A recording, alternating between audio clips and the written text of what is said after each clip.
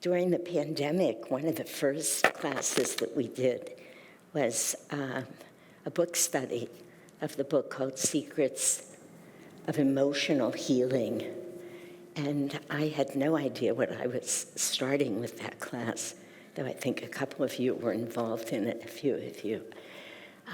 But it turned out to be, I would say, life-changing for me and for many, because with these little secrets books, just these tiny, hi Ellen, tiny little secrets books, Swamiji has actually created 30 miracles. And I really mean that. He has taken one or two sentences. I, to be honest, hadn't looked through this one until today. You can see there was not that kind of preparation, like read secret by secret. The Secrets for Emotional Healing, there were 2 sentences, usually, occasionally a third. This Secrets of Prosperity, which is what we're going to be doing for the next year. Can you believe this? It will take us a year to go through this. I'm just noticing there's not even a full sentence. So he's written a secret for each day of the month. He wrote about 26 of these little books, and I'll explain once we get going, actually, with the class, how that came about.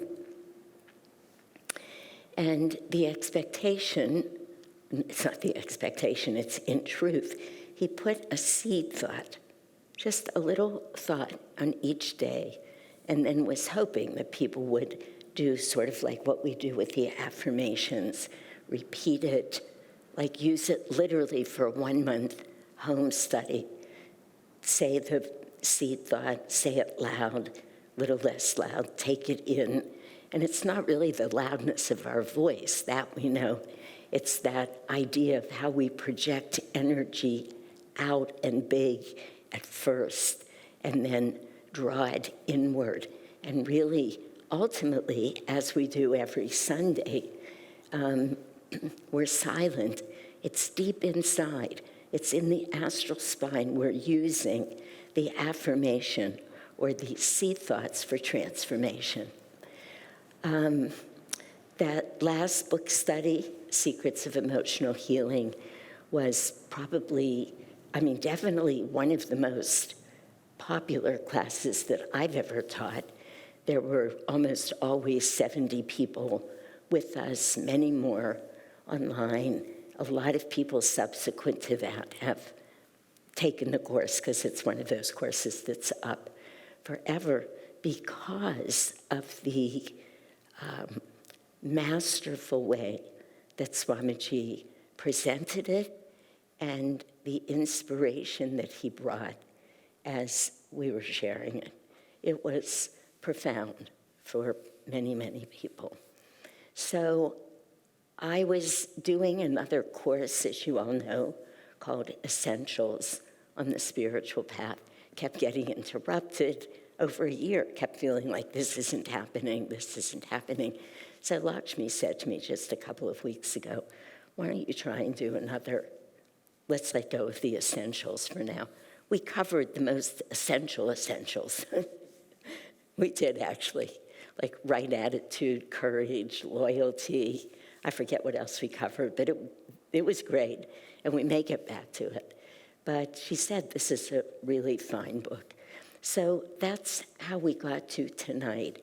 And what we will be doing throughout the rest of the year, it'll take us a year, is we will come each night, we'll do one of the secrets, but we'll do it a little differently than we did the last class.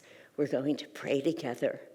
We're going to meditate for just a few minutes, less than 5, probably. Tonight, I happen to have the music came to me, so we're going to listen to one piece of music and watch it because it's perfect for prosperity. But often we won't have any music. I'm hoping that I'll be able to keep my talks to 30 minutes, and then we'll get into more of a discussion, a sharing, what strikes you about this secret, or questions, whatever comes up for people. So it will be a little bit of talk and then interactive.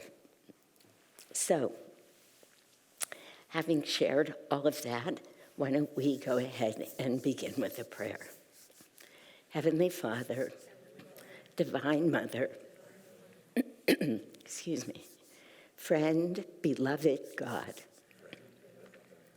Jesus Christ, Babaji Krishna, Lahiri Mahashaya, Swami Shri Yukteswar, Paramahansa Yogananda Ji, saints of all religions, friend and guide, Swami Kriyananda, we humbly bow before all of you. Divine Mother, great masters, uplift and expand our consciousness so that all of our understanding of prosperity is transformed, is expanded, is life-changing. Let it touch our hearts, our minds, and our souls until we realize that the true nature of prosperity is about our souls and about the energy in which we live. Help us to be open to your guidance and to your wisdom. Om Shanti.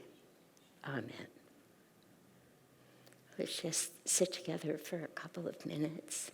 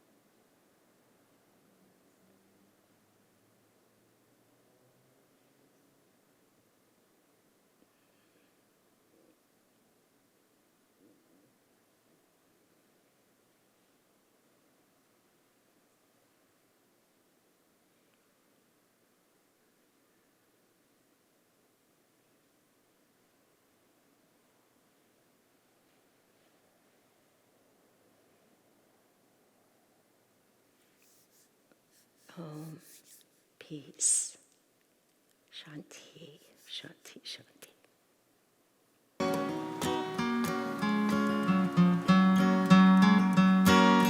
If you're seeking freedom in a revolution, oh, if you're seeking freedom, you won't find it there. For once the guns stop blazing, you'll find it amazing how the world can drag on just as before.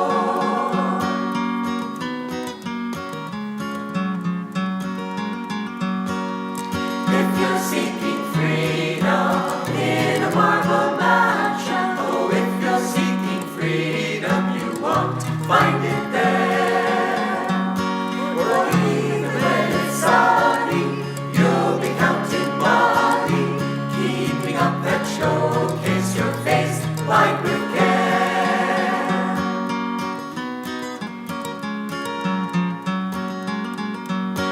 And if you're seeking freedom on a throne of power, oh, if you're seeking freedom, you won't find it there.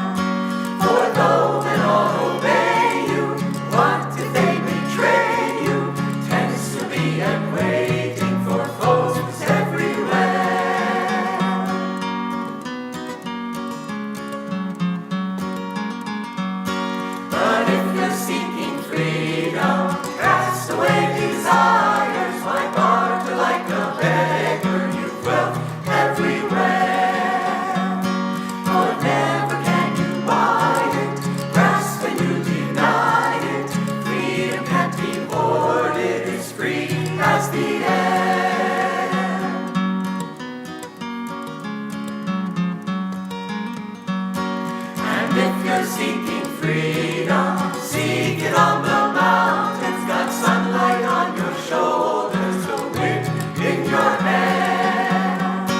For there's no one can hold you, boss about or mold you. Once your heart is free, you'll be king everywhere. For there's no one can hold you, boss about or mold you. Once your heart is free, you'll be king everywhere.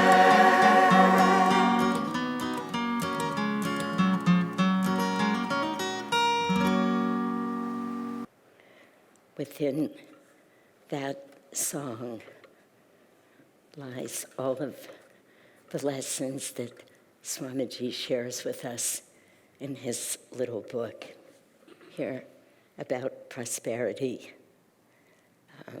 Just where and how we actually find abundance and prosperity in life.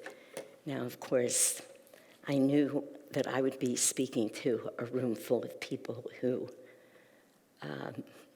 when I say a room full of people, let me be clear about something, because I did say before I was surprised. I thought there would be a lot of people here tonight. But one of the things, and again, it was my own enthusiasm, but remember what Swamiji used to say, if he didn't prepare Spiritual Renewal Week, I mean, talk about prosperity and abundance. He used to say to everybody every year, I want you to get ready for 250 people. Right from the beginning of Ananda, and everybody would sort of look at each other. You know, in the beginning there were 25, then maybe 50. And he would say, but if I didn't say 250 people, nobody would come. So it's that expansive consciousness. And it really is the essence of what we'll be talking about. But I have come to know for sure, like many of you know, that everybody who's meant to be here tonight is right here. There's never a mistake about it. You know, Master can just, we read all these stories of all of the miracles.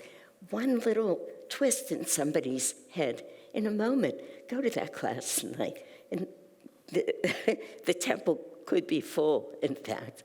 So those of you who are here, Master spoke to you and you're here. And those who aren't here, he didn't. And that's just perfect. It's absolutely perfect. So tonight, I'm just going to set us up for the class, really. So the format will be a little different. And it's not that I think I'll say anything new to you that all of you don't know, but hopefully from the perspective of prosperity and abundance, it will mean something else to all of us. Because that's what happened to me when I was just thinking about this yesterday and today.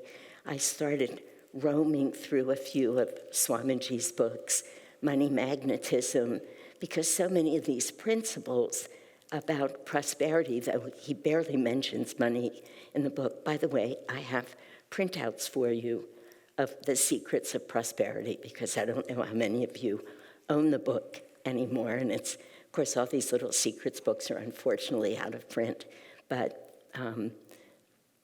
some of them have been formatted differently, and you can still get them in a different way, like 3 or 4 of them combined, but you can't get this adorable little series. So, but I printed them out for you. But none of them are about money. I mean, so I don't even know what prompted me to look there, but for instance, the first one says, this, which we'll get to in 2 weeks, but the secret of prosperity is contentment, not a bank account. So, of course, we'll talk about contentment as what it is, where the secret of prosperity lies. And they just go on like that. They're just, the secret of prosperity is to feed it daily with fresh new ideas, lest, like a still pond, it stagnate. It's just not, he doesn't speak directly to what most people would speak to, of course, if they were talking about prosperity. So as I started looking through not just money magnetism, but the Hindu way of awakening, and which really holds the depth of Swami Kriyananda's teachings. It's really a remarkable book, not also easy to read because it is so deep, and I think one of his earlier books, but still. There were so many concepts in there that I thought we should be holding fresh in our minds to walk into this topic of prosperity with right attitude, which was the first essential that we taught in the Essentials class.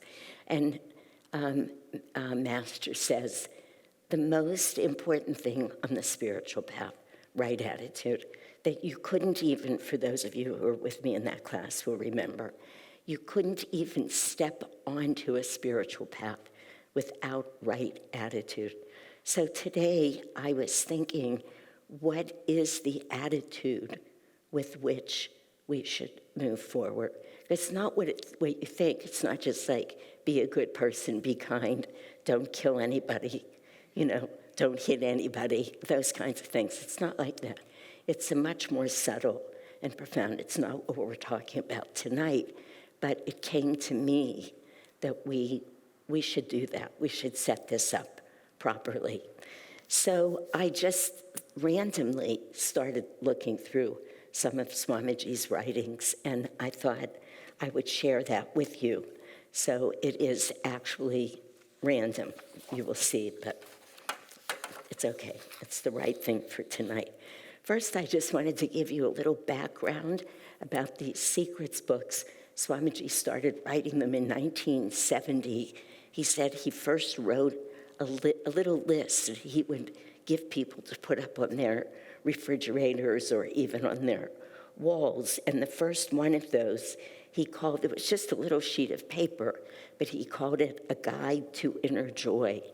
And then he said years later, took years, that it came to him that he could turn some of those ideas into these little books. So he took those points that he had made, called A Guide to Inner Joy, and from that he wrote Secrets of Happiness, which was the first one of these. And he said there were two things that happened. Number one, it sold, maybe better than any of his books had sold, and he realized that he could do a series of them and that they would support. He was trying to grow Ananda at that point by the meditation retreats, start a whole community.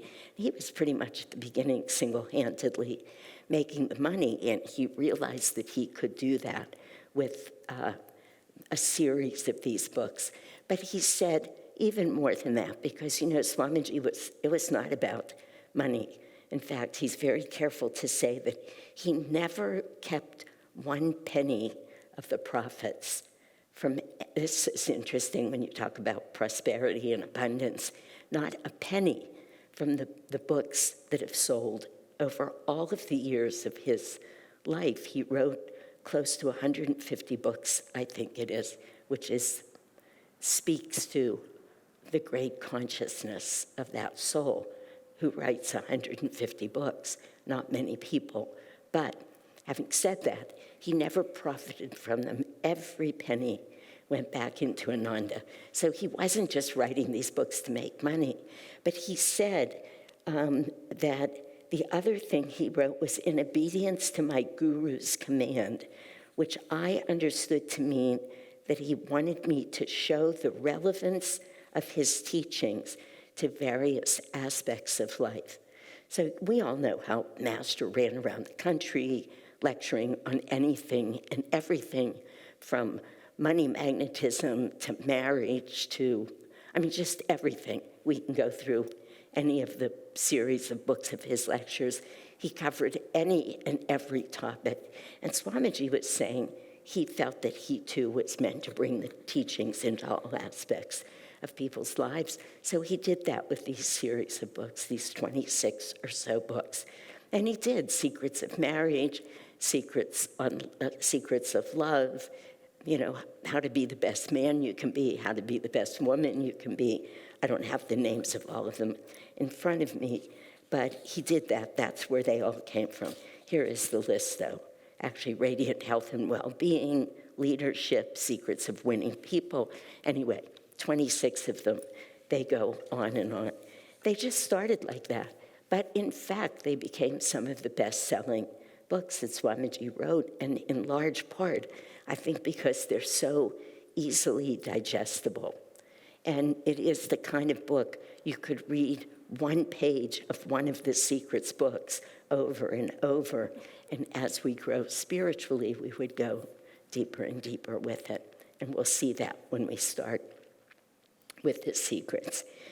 But back to my reading today, the first thing that struck me, because we're talking about how are we going to dive deep from just a few words and really, week after week, get this concept that prosperity is not at all about, or doesn't come from, we're not fed by being prosperous in the ways that the vast majority of people in the world think of it. I mean, if we went out and we talked about prosperity, to most people, the idea of money would come up. Now, the only reason that I opened Swamiji's book on money magnetism today is because I knew that Swamiji wasn't just going to talk about money when he spoke about money magnetism. In fact, he was more likely going to speak about magnetism. So I knew that I could feel some inspiration through it. But that's not the case in a lot of the world. So the richness of it has to start with our understanding of consciousness and energy. And I know a lot of it we've been over and over, so I don't want to just repeat everything we know. But in this book, The Hindu Way of Awakening, Swamiji says, since the creation of mankind, no more advanced form has been required, for the human nervous system is already capable of resonating with the highest states of consciousness. So he starts, that wasn't where he started. In fact, that's in chapter 17 in the book, but it's where we'll start, by saying that we are wired, we come in with the ability to attain the highest state of consciousness. We come in with the inner ability to be free, to attain samadhi. And never before in our evolution has that been true. But he then goes on to say that the vast majority of people, and I think he really means the vast majority, use just the tiniest percentage of their brain and human potential throughout many, many, many lives. And we're fooled by that. And I've said this before, everybody's said this before, particularly here in Silicon Valley, because we're surrounded by many of the world's smartest people. That's the truth. And as you all know, I went to Stanford Medical School, which epitomizes this, because those are very smart people, and they know it, and they think that they're using 100% of their potential to be successful and to be happy in their careers and to make a lot of money. And it's just a kind of template for how most of the human condition is. People think that. It looks like we're making progress.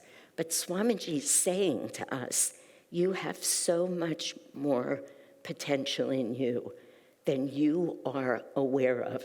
And he's speaking not just to the whole world, but to us. So it is a wake-up call. And he goes on in this book. It's funny, he says at one point, God is not simply amusing himself. He created life that it might participate consciously in a great adventure. That's actually a wonderful line. I love that.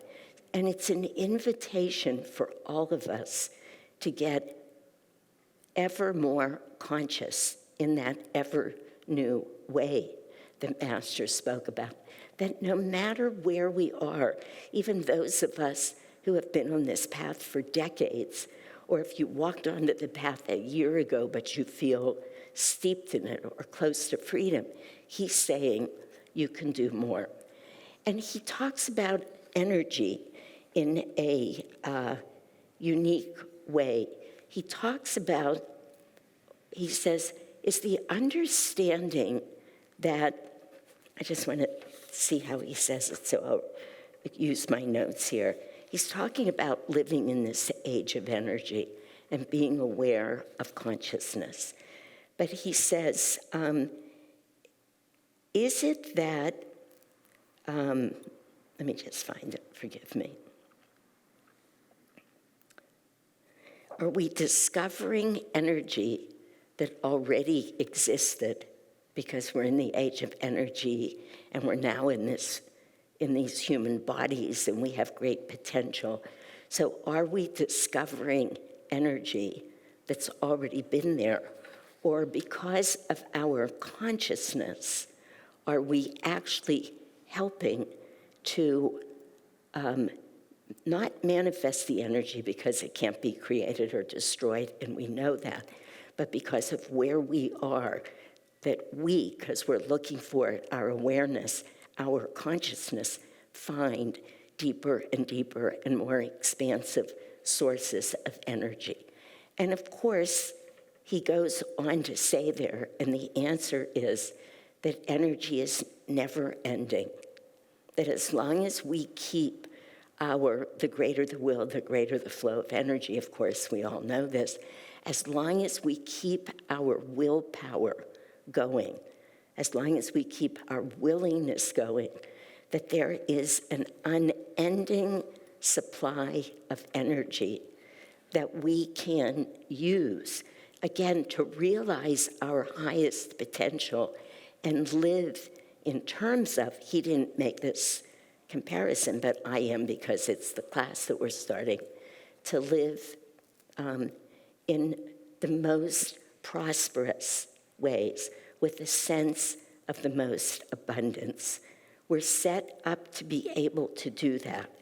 And as long as we are willing to keep energy flowing, then we'll be able to run into a consistent supply of ever new energy, of ever new ways of discovering and bringing to ourselves prosperity and abundance. And of course, that is true right up until the moment that we're free, because we will be talking about prosperity from a soul's perspective, not from a worldly perspective. But he also says, without which we all know, if we're using our energy properly, and if we're opening in a way that will allow a continuous flow, we will manifest everything that we need in the world. It's not always what we want, because that's our ego, right? So it's not that God, who is the source of all energy, really, will necessarily give us what we want, but that desire for more energy, more creativity, more expansiveness, greater and greater prosperity will continue to be ours. It's a very hopeful statement, and it's an interesting lens to put on it as we start this class, that there's no end to the abundance that we can discover. There's no end to prosperity. Now, there's no way here that Swamiji says, don't be practical. He would never say that. Of course, we have to live in the world and function and have our jobs and make money. But he says repeatedly, you keep energy flowing, and whatever you do, you will do better. Now, it's also important for us to hear that because it's like a blinking yellow light if we're not doing better, if that's not happening, that we can say to ourselves, I'm doing everything I can do to connect to that infinite source of energy and abundance. What's happening here? Swamiji says, the more you yourself have the consciousness of energy, the more your own life will overflow with abundance. Now, we're going to get to his definition of abundance, but again, these are hopeful, uplifting, help us remember to keep our energy up. And of course, we've been given a lot of tools and ways to do that. But I just love that sentence. The more your own life will overflow with abundance. And he also makes this point that we have to be very careful about what's cause and what's effect. And so he says to remember that energy is the cause and the reward, whatever it is. This is a book on money magnetism, so he's talking about money is the effect. In other words, we often look at it the other way around. The money is the cause. If we have money, we can make things happen. He's saying, no, but if you have energy, you can make anything happen. Again, it's a book on money magnetism, so he's trying to show people how to manifest more money there. And then he says one other thing, and that is that as long as we don't lose our faith in our ability to manifest abundance, we will have abundance. But the instant that we lose our faith, we lose our will, we become energetically paralyzed, then our willpower drops and our energy drops. And these are all, I said this the other day wherever I was. I'm sorry, I can't remember where I was teaching, and I don't think it was in a Sunday sermon, but somewhere. We hear these phrases, these things, I think it was Raja Yoga, so often that our minds just go, yeah, like that. But we can't do that. None of us can do that. We have to hear what he's saying. If we lose our faith, if we let our will drop, then we become energetically paralyzed. And the reason, we don't think we do that, right? Probably nobody in this room thinks they do that. But to some degree, we're all still caught in that dilemma of duality. We are, or we wouldn't be here. And I say that a lot these days, but it's simply true. If we were doing all of this exactly perfectly, we would be free. So we have to hear these concepts.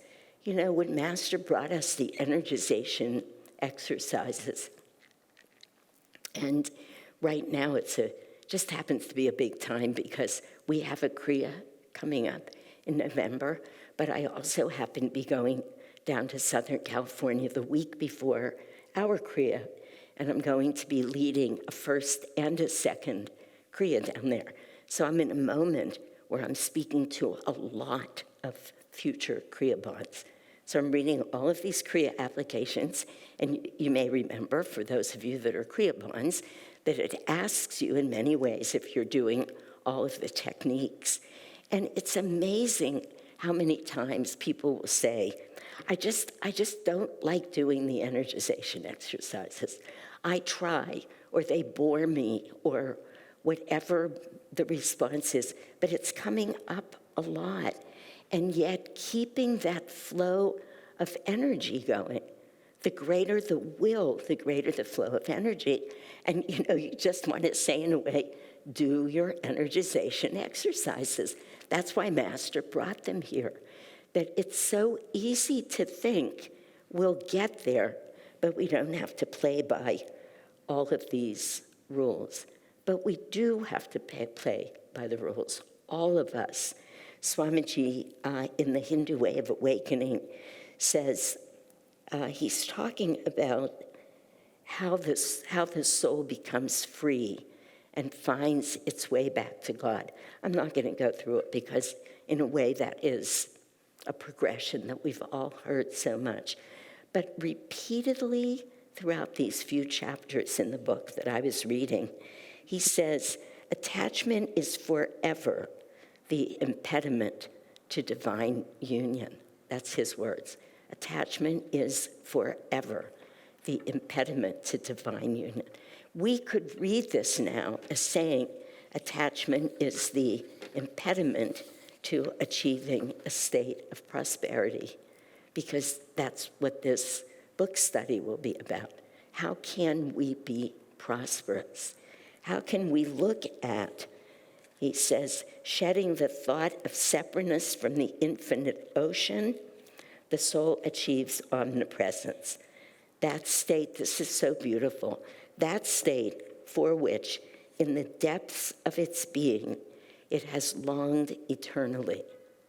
And again, it could sound like nothing new is being said, but if we allow ourselves to stop and experience again and again each day, as many moments as we can, that longing, that true longing for soul connectivity, then we won't veer off the path. Then we won't think there's a reason to not do our energization exercises. Then we won't want to skip a meditation or any of our practices. Wherever we are, it almost doesn't matter. It's rediscovering that longing for soul connectivity. And I want to keep bringing it back to the book because I haven't forgotten where we're going. In the end, the secrets of prosperity turn out to be 30 of them, secrets of ways of discovering the divine within. They're all very different. So he gives us 30 chances, if you will, 30 ways to come in. But it's what it's all about. How can I get my soul back to where it goes? Now, he's very clear as he's talking that he says the importance of the material universe is that it brings, he says, cosmic thought and energy to a focus. So he's saying it's very important that we're in these bodies, that we have a mind, that our ego is even driving us, because that's what's going to allow us to keep craving that which we know is our goal here. And he writes, the material universe wrote the natural fini, so the natural final scene, if you will, he's writing, to cosmic creation. The very devas consider man fortunate, so it is said, in possessing a human body, for only on the physical plane can the basic spiritual lessons be learned. And we've heard this. This comes right up in Raja Yoga, right at the beginning of all of our studies when we're talking about, I think it's in the last chapter, actually, I forget what that's called, something way of life, the yogic way of life, yes. Yogic scheme, yeah, of life, thank you. But he says, those souls that are on the astral plane, we have a friend here from our Sacramento community, and she still needs to drive back there at some point tonight. I do, but the jacket is just... Okay, so you're staying still good. That where he says that even the souls who are living on the astral plane, where we've heard everything is so beautiful, so perfect, the music so celestial, you don't run into any problems there. He said, but those wise souls who are most intent on making spiritual progress choose a life again. So, he's saying we're here, we have this perfect opportunity to learn that the human condition is the first time that we would ever be able to learn these important lessons that we're going to be looking at, that we've waited a long time to get here. And he's basically saying, don't waste it. He says we're all heading back to the causal plane, but of course the causal plane has simply sent down these blueprints that show us how to get where we think we want to go. We know this, of course, they're all laid down in our astral spine. So, let me just see.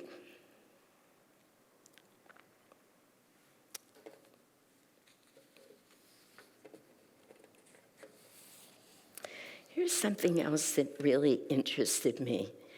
When we read the Festival of Light every week, now you might not know this if you're not reading it or if you haven't actually read it, but you know there's a line in there when it says, it's describing, let me just see, you all know I know this festival off by heart, but right now it won't come to me. The forming of stars and planets, and it goes on. And it says, of galaxies revolving and the tides of space and whatever the other lines are there. It's just defining creation in all of its form. And then it says, and all of this had one intention, and the intention was the dawn of human birth or something. The birth of life. The birth of life. And with this, and with that birth, the dawn of self-awareness. But that self-awareness is written with a little s. It's not, we wouldn't think that. I think if you're just listening to it, I've thought this many times, you would think it's the capital S because it's the Festival of Light. So that's what we're talking about, right? We're trying to get to that place. And Swamiji says here in something, now let me see. He says, awareness at the human level becomes self-awareness, small s. It becomes clearly defined as ego.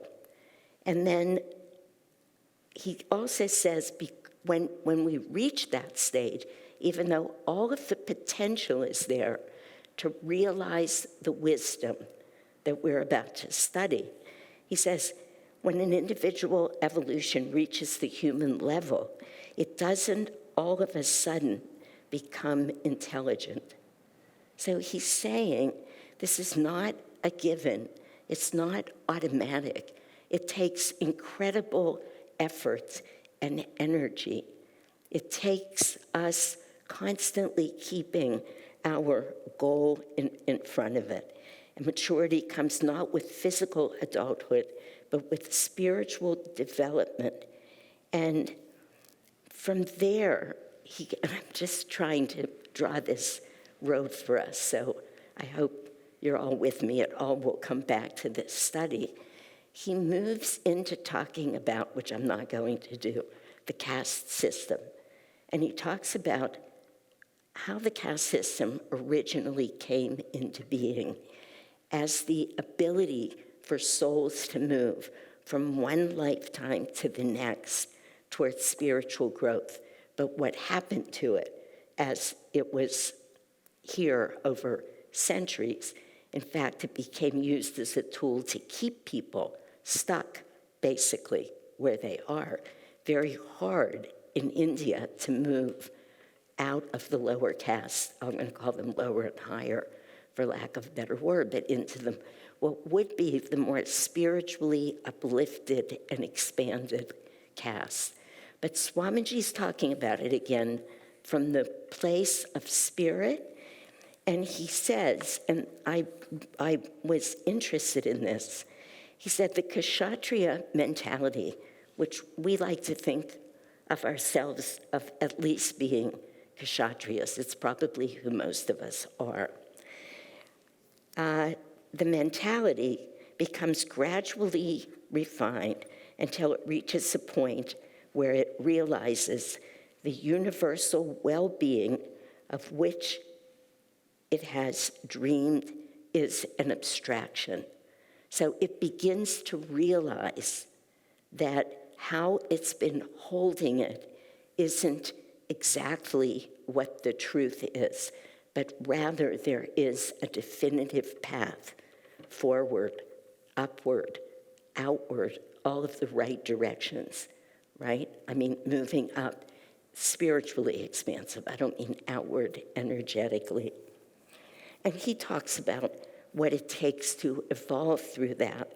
But then he describes if that person, that soul, and I'd like to include all of us in this,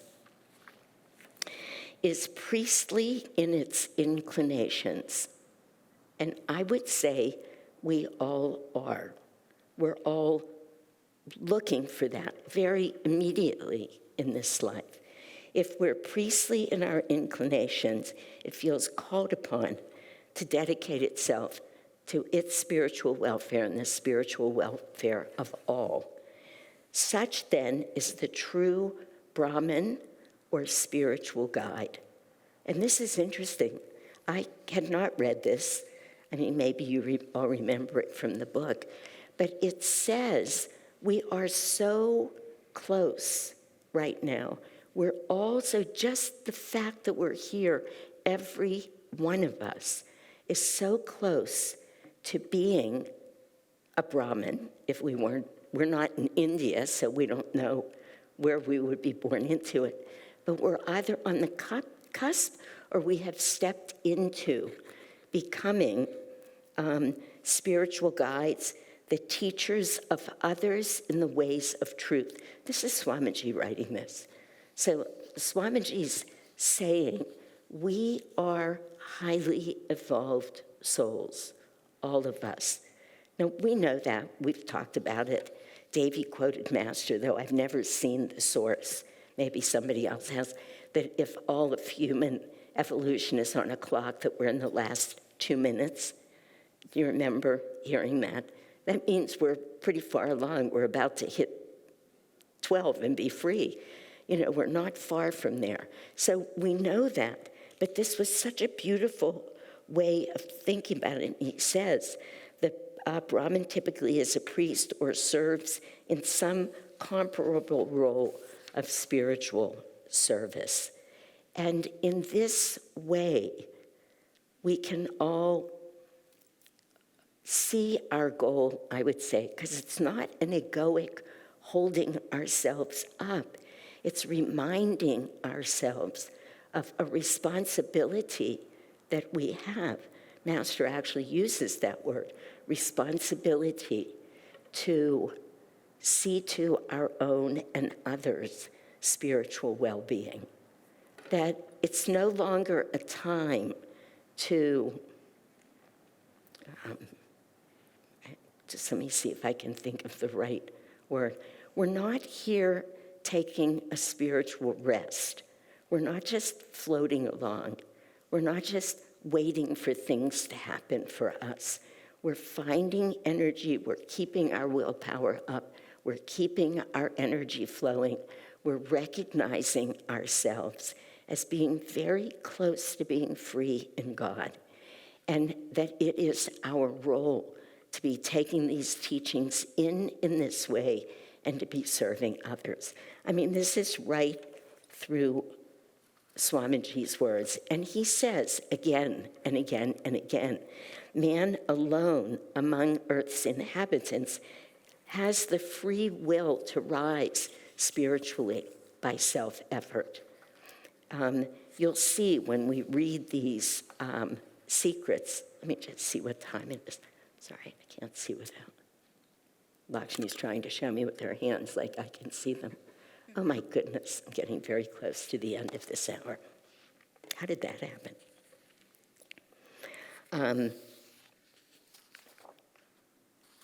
That is our job, and it's not easy. You'll see the subtlety in the secrets as we unfold them.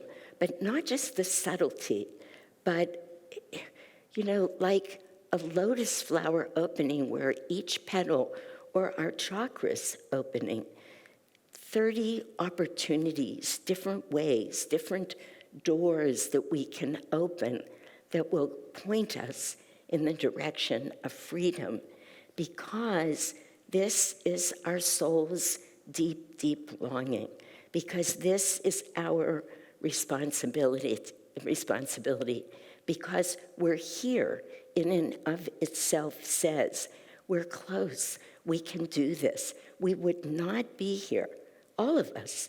It's not, I love it when people who've been with Ananda for years, so I know them well, and they'll come up to me and they'll say, well, you know, maybe what you guys ought to do is often when we hear, or, well, what do you all think?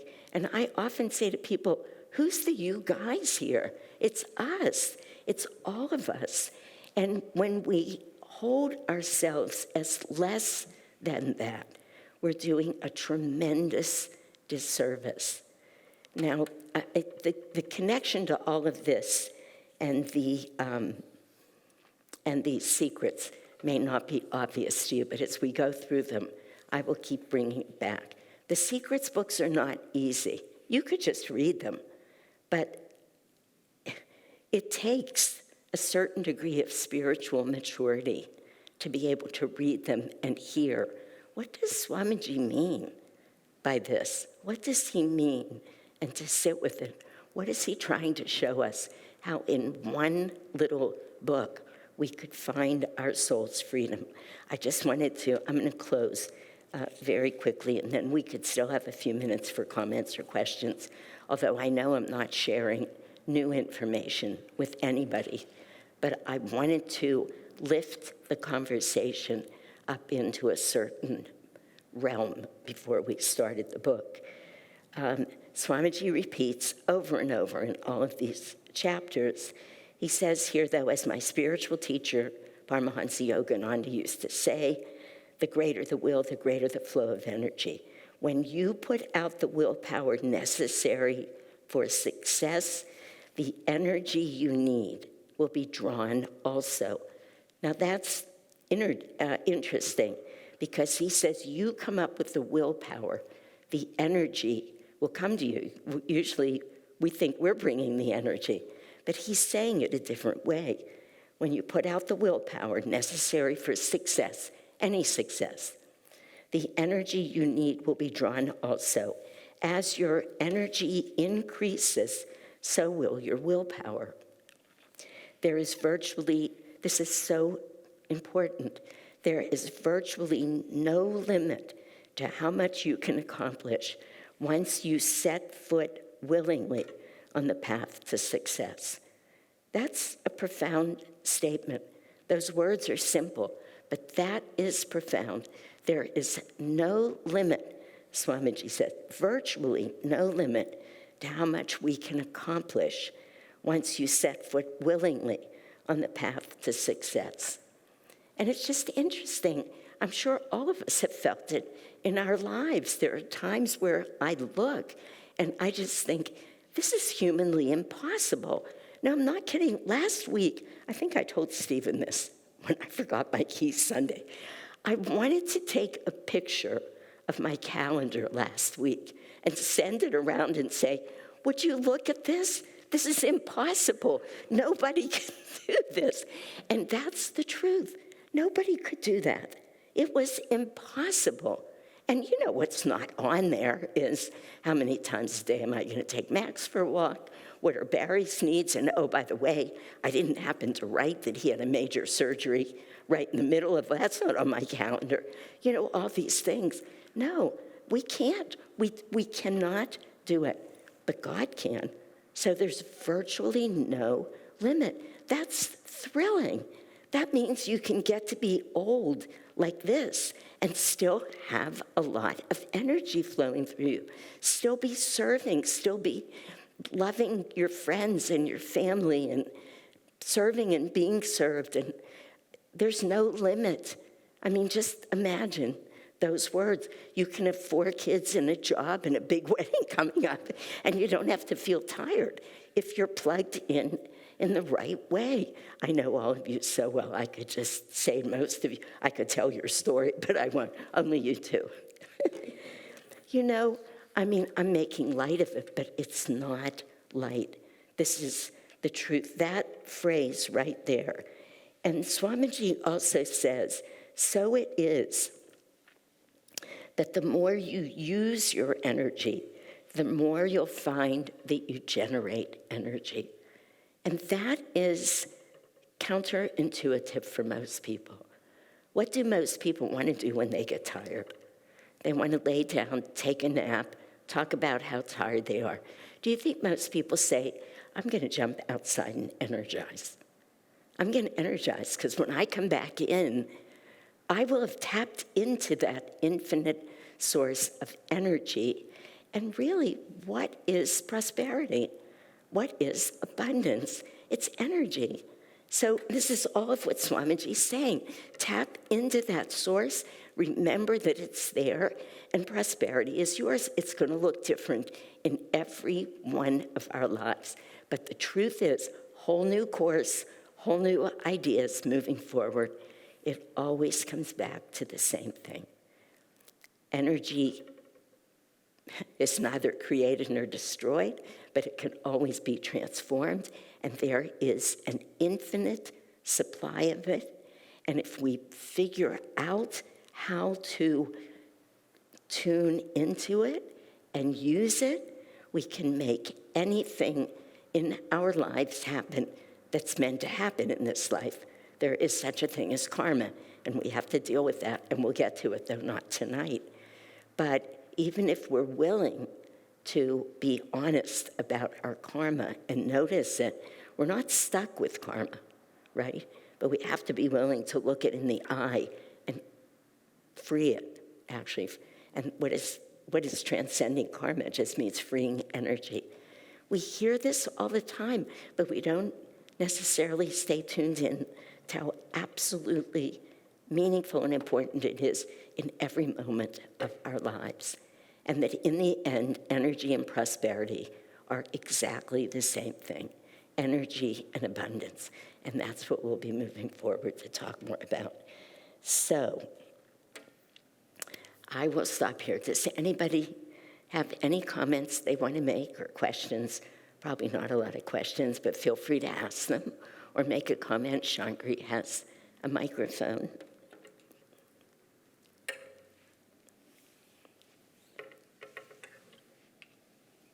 Stephen. Shankri, could you give that to Stephen?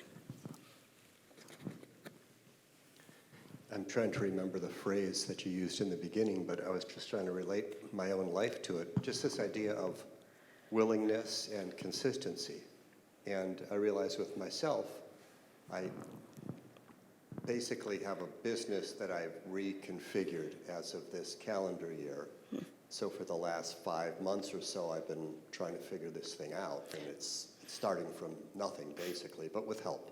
But regardless, I'm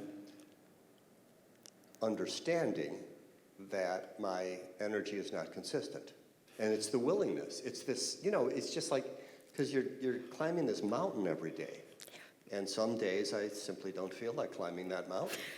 But the only way to actually get up it to the point where, as you're saying, willingness and prosperity and energy are all one, is to do it. Is to do it. Every day. And be willing to, you said some really profound things actually in the beginning, which I'll have to listen to, having forgot them already. Me too, which is really a problem. No, but nonetheless, that's really the basic premise. It's a daily thing. It's not, you just can't, you can go to sleep for a while, but you simply have to pick up where you left off, regardless. Yeah. And I'm, speaking to myself as you're saying this, saying, well, you might as well just do it every day. Yeah. Because it's going to just happen that much more quickly. Well, and it's what you're saying is so important, because you're willing to say right now, my God, we've been listening to these teachings. I didn't say anything new tonight, but to hear it with new ears and bring it in and let it apply to each of our lives. And when you say, which is so important, you can go to sleep for a while, 10 million lives. Today becomes, this is the slippery slope of Maya. and delusion.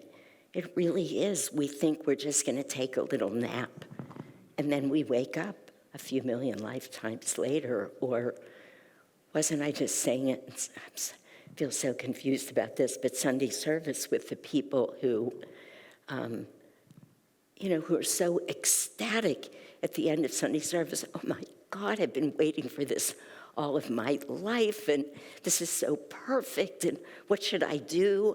And we say, keep coming, just keep coming, don't quit coming. Then we never see them. And I understand. I said it Sunday, I'll say it again, not making fun, because me too. I mean, I've been around the same 10 million lives. Believe me, we've all known each other before. But it's just fascinating. So I love that you're pointing it out. And if it helps us at all, Swamiji says it in so many ways, where he said earlier, we said, it's always attachment that's in our way. So it's just, what are we attached to? A little laziness, a little sleepiness, a little disregard for the meaning, the mountain's always there. We can climb it now, or we can take longer, but it's so important what you're pointing out to us again, because that's what I was saying at the beginning. It sounds so simple, like, oh, so what's new? But it's new. It's ever new. This is what Master brought to us that's unique, and this is part of what he meant. Even if we heard it yesterday, it's ever new, because now we hear it with a client. Stephen's been on this path for decades. This is not a new thing. He didn't just walk in the door last week. He knows this stuff.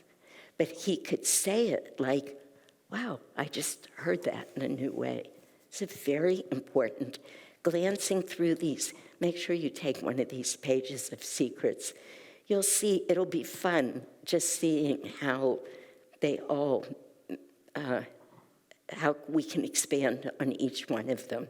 And if you read them ahead of time, each one will just go right through them and think about it, then no matter what I get up and say for the first half hour, everybody can have something to add to it, which will be a nice way to go through it. Anybody else have a comment or a question or anything? Thank you. What Stephen said reminded me of an idea that I think there's an ingredient, in my humble opinion, there's an ingredient missing here. That is, you've talked about the conventional view of prosperity as being material. And Stephen is talking about, pure willpower powering you every day in a hard job or project. And just an observation that if you love what you do, if you love your job, it all happens naturally. The effort, it's not that it doesn't require effort, but the energy will be there if you love what you do, I think. And unfortunately, many people are stuck in jobs they don't like. It's not easy to find a job or create a job for yourself that you like. Put the microphone in your mouth, Paul. I know that's hard. Yeah. And then, so to ask these people for people who are in that situation, to energize. It's difficult, no? But if you love what you do, your job not only energizes you in and of itself, and not only will you do well naturally, and perhaps material well-being will come as an end result of that, but actually it can also be a way to improve yourself in your dedication to your own path, to their path, and to the masters and the guru. No? Yeah. It's an exercise also in mental, spiritual improvement, let's say. Yeah. It's interesting what you're saying. Many of you have heard me say this before, of course, but I had one of the largest medical practices in the entire United States for many years. Every patient that I ever saw, I asked them a lot, of course, but I asked them two questions. Do you like what you do? And how is your marriage? How is your home life? Whatever was relevant. And I can't tell you how infrequently I heard people say that they love what they do or that they were happy at home. And I mean, it was shocking to me over decades. So yes, for people who love what they do, that is uplifting and inspiring, and it comes naturally. But here's the thing. We're in this human condition, and if we're blessed to love what we do, which you all know, everybody in this room knows, I did, I still do. I loved being in medicine. I every single day for decades would get up and just offer a prayer of gratitude. But there are many things in my life where I had to do what you're saying, like try and apply those same thoughts, ideas, principles. We're blessed here, but we have to work here. Whatever it is. I'm not trying to dampen it, but say whatever we love to do, we can learn from that, and it's easy. And then we can also really grow. And I know you were saying this at the end of what you were saying, from that which challenges us, because something will. For most of us anyway, it may not. The first time I met Paul, I said to him, oh, but these principles are so much easier to put into play in medicine than they would be in finance. And he looked, I'd never met him before. He looked right at me, he said, no, they're not. Just like that, like, no, you're wrong. I said, okay, yeah. It was just as matter of fact. So, and I mean this seriously, you may not have any areas of struggle, but most people do. That's what life is about. We get a free ride in one place and raise our energy, but we can say to ourselves, and I remember because I loved working with my patients, but boy, was I critical of a lot of the other doctors for years. I would watch them and I would be, how can they talk to somebody like that? What are they thinking? Until one day, I remember right where I was in the Stanford emergency room, and it came to me, you know, Shanti, until you can love every one of those doctors and the nurses and everybody exactly as you feel you love your patients, you have a lot of work to do. So I'm not trying to put down what you're saying. For me, the lesson was, God, I love practicing medicine. I love sharing with my patients. Well, what about my colleagues? Yeah, boy, no shortage of ways to be humbled in this life, but I do love that you love what you do. And I love that you're in finance and you love what you do. And you have, I feel that in you. So I'm not teasing you, saying that really respectfully. Yeah, it's beautiful when we're given that, and, when we're not. Ellen, if you want the mic, can you take it? Well, just building on what he said, I think these principles apply to all of life and everything you do. I used to develop products and deliver them, and you would think that's kind of You used to develop products in the high-tech business. And there were times when I just had a job to do that I did not want to do because I knew it was impossible. But you could will it to be done. You can apply these same things. And I can tell you a number of times in my life where I willed something to happen that in the beginning I didn't think was possible, and it did.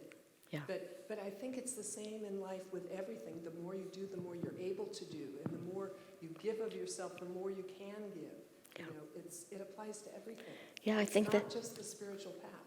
Well, it is all the spiritual path, but it is and it isn't. It applies to all of life, I think. this is what Swamiji meant when he said the more you use your energy, the more you'll find you generate energy. Oh my gosh, yes.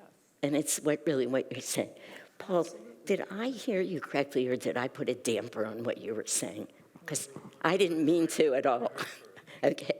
I hope you hear how much I love that you love what you're doing, and also your devotion, really.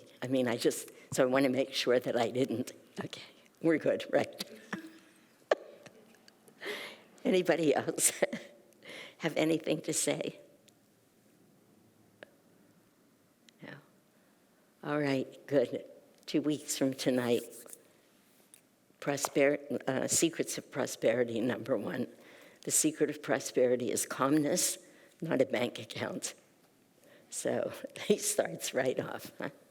Okay. If you want a list of them, if you don't have them, please feel free to take them. Lakshmi, you told me, is this online anywhere? I've been on a mission to collect them all. I'm one short. And I get them mostly on thrift books. Thrift books. Google it online. Thrift books sells them for about $3, $4 a piece. Yeah. It's just such a sweet little collection, isn't it? Yeah. She had 2 of them on prosperity, so she gave me one. Yeah. All right. Good. Part of one of the collections? You know, it might be that's. Is prosperity in there? Okay. What Crystal Clarity has done is taken 3 or 4 of the books and put them into one. And, okay, talk about attachments. I mean, Swamiji was talking about them. But there is just something about this. I would go to thrift books, but so it's in there. Okay, I forget what this is. This is, That book came out a long time ago, 30 years ago. yeah, success, happiness. Wow, it's all secrets of life. That one and then Spiritualizing Daily Life. So these are the 2 they publish. And did they include all of the secrets books in them? Not all 26. Okay, The ones that were written at that time. I see. Into that. Yeah. So they're available, but yeah. They're also available. We can make you copies of them if you want them. All right, folks. Lovely evening. Thank you all.